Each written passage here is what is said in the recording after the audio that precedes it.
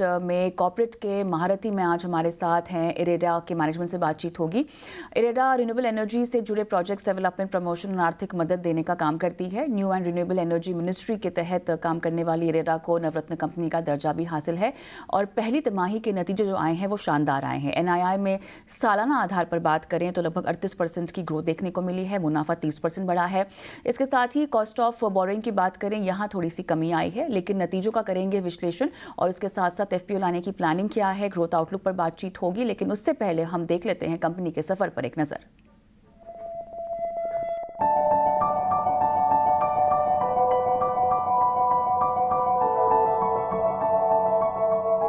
विकास की तेज रफ्तार से देश में एनर्जी की डिमांड लगातार बढ़ती जा रही है। रिकॉर्ड स्तर पर पहुंचे पावर डिमांड को पूरा करने के लिए सरकार क्लीन और ग्रीन एनर्जी पर काफी जोर दे रही है। इससे रिन्यूएबल एनर्जी से जुड़े प्रोजेक्ट की तादाद में लगातार तेजी आई है। इन प्रोजेक्ट के डेवलपमेंट, प्रमोशन और आर्थिक मदद देने में Indian renewable energy development agency यानी इरेडा का बड़ा योगदान है। New and renewable energy ministry के तहत काम करने वाली इरेडा को नवरत्न कंपनी का दर्जा हासिल है। 1987 में आरबीआई से नॉन बैंकिंग फाइनेंशियल इंस्टीट्यूशन के तौर पर इसे रजिस्टर किया गया। एनर्जी फॉरएवर के मंत्र पर फोकस कर रही इरेडा का मकसद न्यू एंड रिन्यूएबल एनर्जी के स्रोतों को डेवलप करने और एनर्जी क्षमता और संरक्षण को बढ़ावा देना है। कारोबार विस्तार के साथ कंपनी का फोकस ग्रोथ और क्वालिटी ऑफ ग्रोथ पर है। कारोबार विस्तार के लिए इरेडा लगातार कई कदम उठा रही है। इसमें फंडामेंटल्स और गवर्नेंस समेत एसेट क्वालिटी में सुधार जैसे कदम शामिल हैं। जल्द एफपीओ लाने की तैयारी है, जिसके लिए सरकार की मंजूरी का इंतजार है। केयर रेटिंग्स ने इरेडा की रेटिंग्स में बढ़ोतरी की है। इरेडा के पहली तिमाही के नतीजे भी शानदार रहे। नेट इंटरेस्ट इनकम में सालाना आधार पर करीब 38% की ग्रोथ देखने को मिली, जबकि मुनाफा 30% बढ़ा है। कॉस्ट ऑफ बोरोइंग में भी कमी देखने को मिली है। पहली तिमाही के नतीजों के साथ एफपीओ लाने की प्लानिंग, लोन बुक और ग्रोथ के आउटलुक पर चर्चा के लिए हमारे साथ जुड़ रहा है इरेडा का मैनेजमेंट। इरेडा के सीएमडी प्रदीप कुमार दास हमारे साथ जुड़ गए हैं। बहुत बहुत स्वागत है आपका सर। और जो स्ट्रॉन्ग सेट ऑफ नंबर्स आए हैं पहली तिमाही के लिए, उसके लिए मुबारकबाद। एनआईआई में ग्रोथ दिखाई दी है और इतना ही नहीं, हमने देखा ईयर ऑन ईयर निम्स में भी अच्छा खासा उछाल देखने को मिला है। लेकिन अब सवाल यहाँ पर यह है कि ये अपवर्ड ट्रैजेक्टरी आप कितनी और बढ़ती हुई देख रहे हैं, कितना बरकरार इसको देख रहे हैं। एनआईआई की और निम्स की बात करें, टारगेट्स के लिहाज से FY25 और FY26 के लिए अब तक क्या कुछ तय किया गया है की तरफ से? धन्यवाद कविता।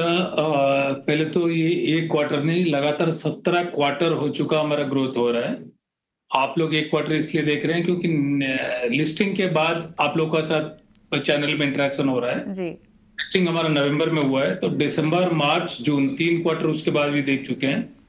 तो लिस्टेड अनलिस्टेड मिला के 17 क्वार्टर कंटिन्यूअस ग्रोथ हो रहा है। लिस्टिंग के बाद 3 क्वार्टर का ग्रोथ हो रहा है। ग्रोथ आगे भी रहेगा। ग्रोथ आगे इसलिए रहेगा, जो आप जैसे बताए इंट्रोडक्शन में भी, हमारा फंडामेंटल्स काफी साउंड है, सॉलिड है और हम कॉम्पिटिटिव और न्यू एंड इमर्जिंग दोनों में लेंडिंग कर रहे हैं। कॉम्पिटिटिव वो है जो वैनिला आ रही है, जो विंड, सोलर, हाइड्रो, जिसमें आज का दिन में सेक्टरल इंफॉर्मेशन इतना कोई गैप है नहीं, सेक्टर मैच्योरिटी लेवल पे है, तो इसमें बाकी लेंडर भी आ रहे हैं, तो इसलिए वो कॉम्पिटिटिव सेक्टर में हम काउंट कर रहे हैं उसको। आज का दिन में हमारा 58% लोन बुक उसी सेक्टर में है और 18% जो कंप्लीटली नया और इमर्जिंग में है। बाकी सरकारी एजेंसी को भी है। टोटल लोन बुक 63,000 करोड़ में आप देखेंगे तो 76% प्राइवेट का है, 24% सरकारी का है और कमीशन एसेट, अनकमीशन देखेंगे लगभग 65 से 70% कमीशन एसेट है। और लगातार 4 साल से अगर देखेंगे, मार्च 20 से लेके अभी तक 7.18 नेट एनपीए से हम 0.95 नेट एनपीए में पहुंच चुके हैं। आगे हमारा प्रयास रहेगा इसी तरह नंबर का वृद्धि होता रहे, बट हम नंबर पे कभी फोकस आज तक किए नहीं, आगे भी नहीं करेंगे। सरकारी कंपनी है, सरकारी मापदंड हमें दिया हुआ है, एमओयू साइन करते हैं मिनिस्ट्री के साथ, डिपार्टमेंट ऑफ पब्लिक एंटरप्राइज का साथ मिल करके।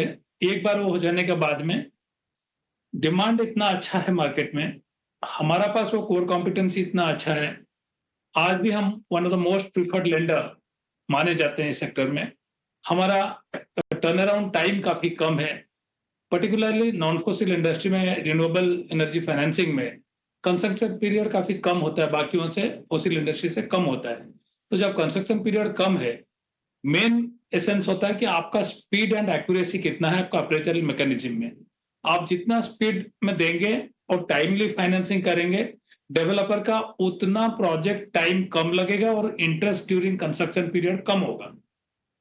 और रिन्यूएबल प्रोजेक्ट का मेन एडवांटेज ये है, प्रोजेक्ट कमीशन हो जाने के बाद 1 साल अगर आप टेस्टिंग भी कर लिए, पोस्ट 1 ईयर ऑफ कमीशनिंग, आपको by and large project derisk हो जाता है।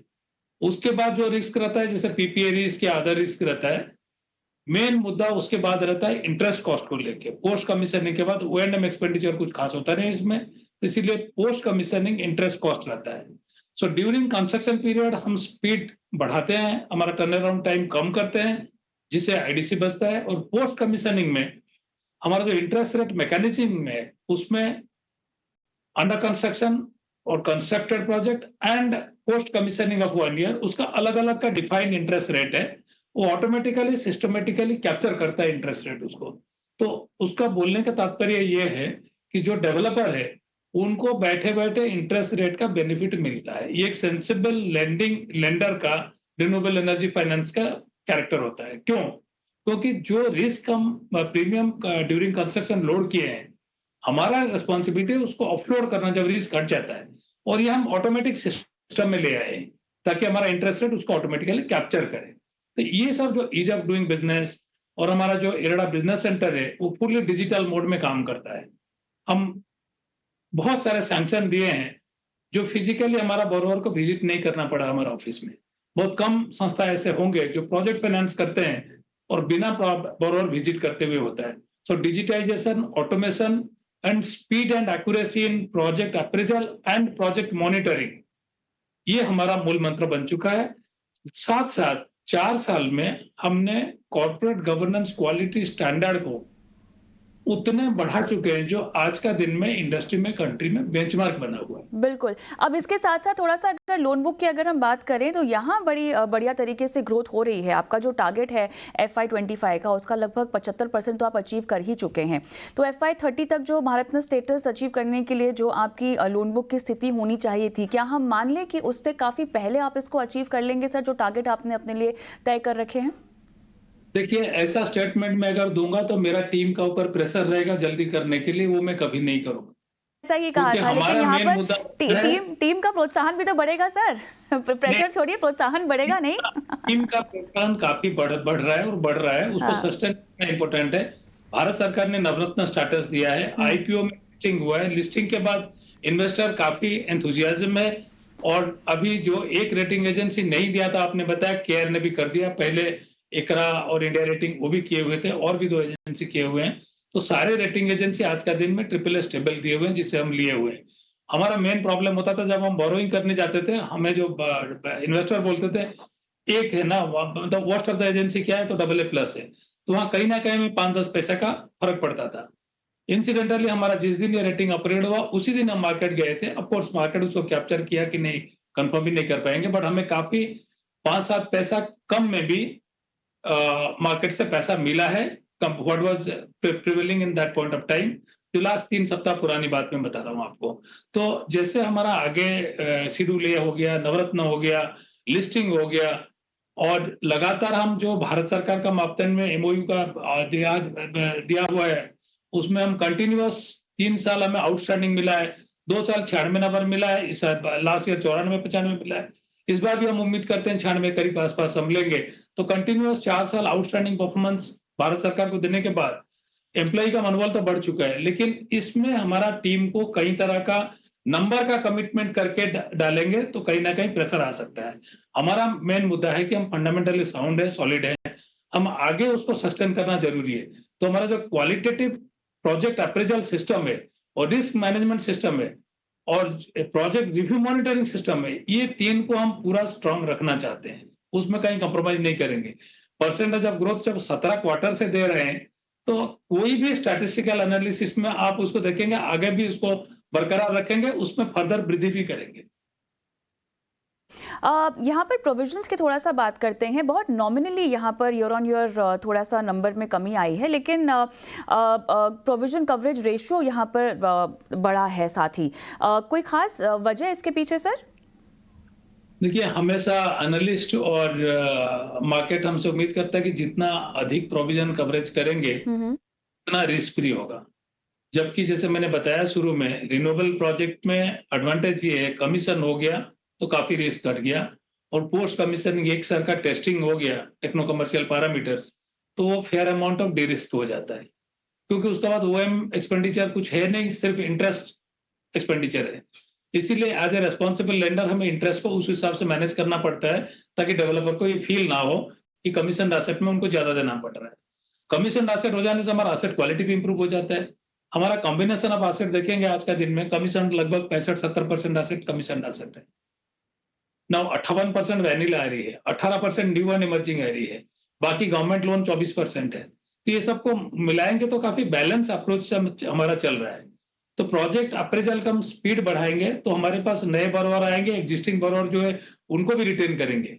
आपने एपीओ का टच किया था, हमें इस साल का अंत तक फर्दर इक्विटी इन्फ्यूजन 4 से 5,000 करोड़ का एडिशन करना पड़ेगा। ओके। तो हमें कैपिटल एडिक्वेसी को हेल्दी मेंटेन करना पड़ेगा, 18 का आसपास रखना पड़ेगा कम से कम, अभी 19.52 के आसपास है, उसको भी सस्टेन करना पड़ेगा। और फर्दर बोरोइंग कॉस्ट कम करने के लिए, जैसे भारत सरकार को रिक्वेस्ट की हुई 54EC के लिए, जो एडवांस स्टेज में उम्मीद करते हैं इस बजट के बाद वो हमें मिल जाएगा जी, तो हमारा बोरोइंग कॉस्ट थोड़ा कम करेगा। और जैसे हमने ऑफिस खोले हैं, ऑफिस तो ओपन होगा, लेकिन कमेंसमेंट ऑफ बिजनेस ऑपरेशन का प्रोसेस चालू है, वो बहुत जल्दी अचीव कर लेंगे। जब वो हो जाएगा, जो हमारा एग्जिस्टिंग डेवलपर काफी हमें इंटरेस्ट शो किए हुए हैं, उनसे रिक्वेस्ट भी आया हुआ है कि आप करिए, सो दैट हम वहां से ओवरसीज करेंसी में हम ले सकते हैं फंडिंग, सो दैट हमें हेजिंग ना करना पड़े।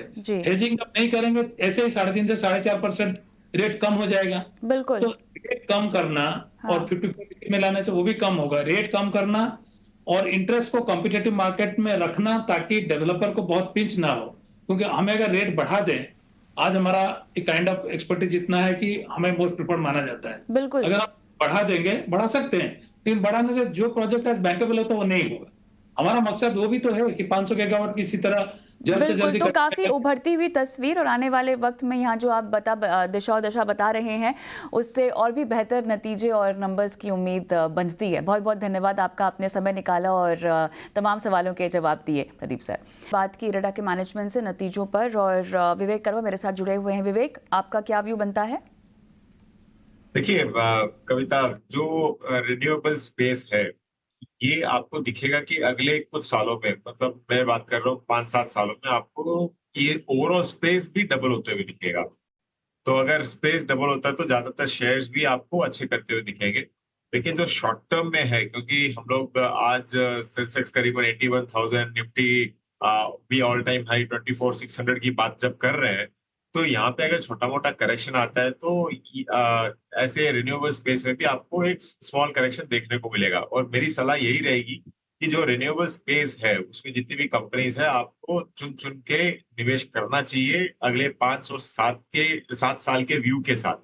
मैं इतनी लंबी अवधि इसके लिए बोल रहा हूँ क्योंकि जो ये स्पेस है, बेसिकली आप देखिए, जो डिपेंडेंसी थी अब तक क्रूड ऑयल पे, कोल पे, ये सारा का सारा स्पेस जैसे जैसे ऑटोमोबाइल में हो रहा है, कंबशन इंजन से हम लोग धीरे धीरे शिफ्ट हो रहे हैं ईवी में, तो ये एक लंबे टाइम का प्रोसेस होता है।